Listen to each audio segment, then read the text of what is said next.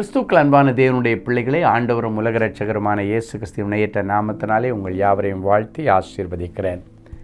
இந்த மே மாதம் 24ஆம் தேதி மங்கள வார்த்தை நிகழ்ச்சி மூலமாக உங்கள் ஒவ்வொருவரையும் நேரடியாக உங்கள் வீடுகளிலே சந்திக்கிறது எனக்கு ரொம்ப சந்தோஷம். கர்த்தர் உங்களை ஆசீர்வதிப்பாராக.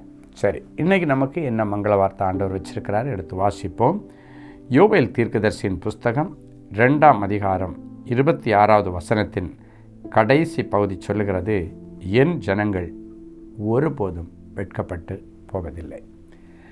கடந்த நாட்களில் வேலை செய்கிற இடத்துல நீங்கள் வெட்கப்பட்டிருக்கலாம், படிக்கிற இடத்துல வெட்கப்பட்ட நிலைமையில் இருக்கலாம், ஊழியத்தில் வெட்கப்பட்ட நிலைமையில் இருக்கலாம், நீங்கள் வாழ்க்கப்பட்டு போன குடும்பத்தில் வெட்கப்பட்டு போயிருக்கலாம். இன்னைக்கு ஆண்டவர் சொல்கிறாரு, இனி நீ வெட்கப்பட்டு போவதில்லை. அதுக்கு நம்ம என்ன பண்ணணுமாம்? என் ஜனங்கள் ஒருபோதும் வெட்கப்பட்டு போவதில்லை. அப்படின்னா ஆண்டவருடைய ஜனங்கள் என்கிற பட்டியலுக்குள்ளே நீங்கள் வரணும். நான் ஆல்ரெடி கிறிஸ்தவன் தானே, நான் ஆல்ரெடி ஆண்டவருடைய பிள்ளை தானே, அப்புறம் நான் ஏன் வெட்கப்பட்டு போயிருக்கிறேன் அப்படின்னு நீங்கள் நினச்சிங்கன்னா அதில் 2 காரியங்கள். சில நேரங்களில் ஆண்டவருடைய பிள்ளைகள் ரூபத்தில் இருந்துட்டு, ஆண்டவருடைய பிள்ளைகள் என்கிற பட்டியலில் இருந்துட்டு, ஆண்டவருக்கு பிரியமில்லாததை செய்து பிசாசின் குணாதிசயத்தோடு பிசாசின் பிள்ளைகளாய் நாம் வாழும்போது சில இடங்களில் வெட்கப்பட்டு போய்விடுவோம்.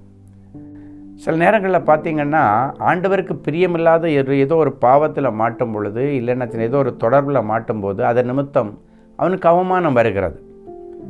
ஆண்டவர் சொல்லாத ஒன்றை செய்யும் பொழுது, ஆண்டவர் தொடாதேன்னு சொன்னதை தொடும் பொழுது, புசிக்காதேன்னு சொன்னதை புசிக்கும் பொழுது, பானம் பண்ணாதேன்னு சொன்னதை பானம் பண்ணும்போது அவன் நிலை தடுமாறி விடுகிறான். அவனுக்குள்ளால் ஆண்டவர் இருக்க மாட்டார். அதை செயல்படுத்தின பொல்லாத ஆய்வு ஒன்று அவனுக்குள்ளால் இருக்கும். அப்போ அந்த இடத்துல அவன் வெட்கப்பட்டு தான் போவான்.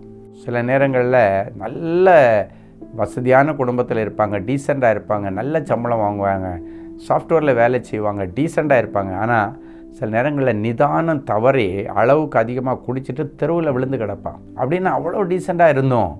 சில நேரங்களில் அந்த அசுத்த ஆவி உங்களை இயக்கும்படி நம்மளை விட்டு கொடுத்தோன்னா சில நேரங்களில் நம்ம அந்த இடத்துல அவமானப்படுவோம். பார்த்திங்கன்னா அப்படி விழுந்து கிடப்பான், பார்த்தா பரிதாபமாக இருக்கும்.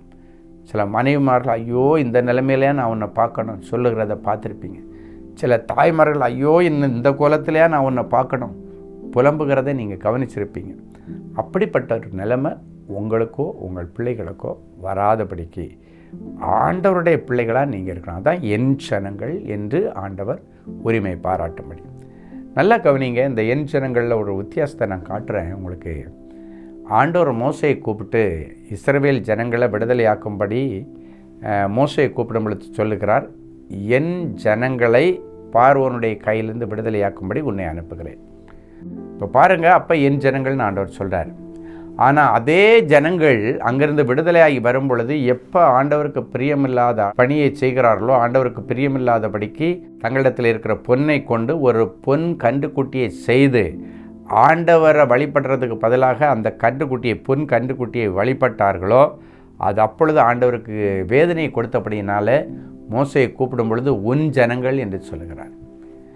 என் ஜனங்கள்னு சொன்ன அதே ஆண்டவருக்கு பிரியமில்லாததை செய்த உடனே மோசையை பார்த்து உன் ஜனங்கள் அப்படின்னு சொல்கிறார். அப்படின்னா அந்த வித்தியாசத்தை பார்த்துங்க. இன்றைக்கி ஆண்டவர் உங்களை பார்த்து என் ஜனங்கள்னு சொல்கிறாரா, இல்லைன்னா உன் ஜனங்கள்னு சொல்லிட்டு உங்களை நடத்துகிறவர்களை பார்த்து சொல்கிறாரா? அதை நீங்கள் பார்த்து நிதானிங்க.